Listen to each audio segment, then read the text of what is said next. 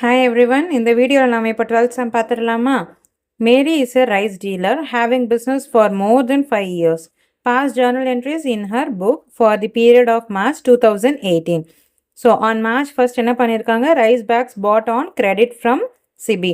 So என்ன உள்ள வருது? Rice bags தான். கரெக்டாக அது என்ன எழுதணும்? Purchase account debtor to CB account 20,000 எழுதியாச்சு. அடுத்தது என்னது? On 2nd March, electricity charges paid through net banking. So, electricity charges is one of the expenses. அதனால நம்ம என்ன பண்ணுவோம் அதை டெபிட் பண்ணுவோம். So, electricity charges debit account debtor to bank account. Bank மூலியமாக தானே பே பண்ணுவோம் net bankingல. So, to bank account 500. Next என்னது? On 3rd, returned goods bought from CB. So, நம்ம என்ன பண்ணியிருக்கோம்? CB கிட்டேருந்து வாங்கினது வந்து ரிட்டர்ன் பண்ணியிருக்கோம். அப்போ என்னது? The receiver CB account debtor to purchase return account 5,000 எழுதியாச்சு. அடுத்த டிரான்சாக்ஷன் என்னது? On 4th, rice bag taken for personal use. So personal யூஸ்க்காக எடுத்திருந்தால் நம்ம என்ன பண்ணணும்? ட்ராயிங்ஸ் அக்கௌண்ட் டெட்டா டு பர்ச்சேஸ் அக்கௌண்ட் எழுதணும் இல்லையா? ஸோ இதுலேயும் அப்படியே மென்ஷன் பண்ணிவிட்டு 1000 போட்டாச்சு. குட்ஸ் டேக்கன் ஃபார் பர்சனல் யூஸ்னு மென்ஷனும் பண்ணியாச்சு. ஸோ நெக்ஸ்ட் டிரான்சாக்ஷன் என்னது?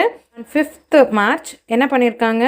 Advertisement expenses paid 2000. ஸோ அட்வர்டைஸ்மெண்ட்ன்றது வந்து ஒன் ஆஃப் தி எக்ஸ்பென்சஸ் கரெக்டாக. அப்போ நம்ம அதை என்ன பண்ணலாம்? டெபிட் பண்ணலாம்.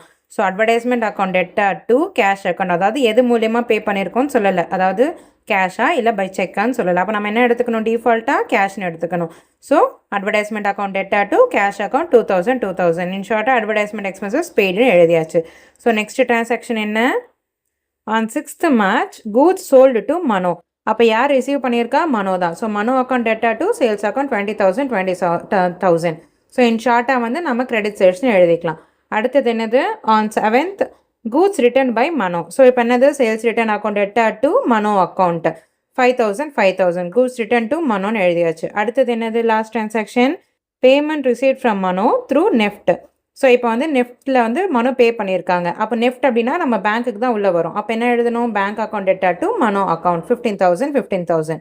ஓகேவா? ஸோ நம்ம என்ன எழுதிக்கலாம் இங்கே நரேஷனில்? Payment received from Mano through நெஃப்ட்னு எழுதிக்கலாம். ஸோ இந்த வீடியோவோட ஜர்னல் என்ட்ரிஸோட லாஸ்ட் சம்மும் முடியுது. ஜர்னல் என்ட்ரிஸில் ஏதாவது டவுட் இருந்ததுன்னா கமெண்ட் பண்ணுங்கள். I will answer. Thanks for வாட்சிங்.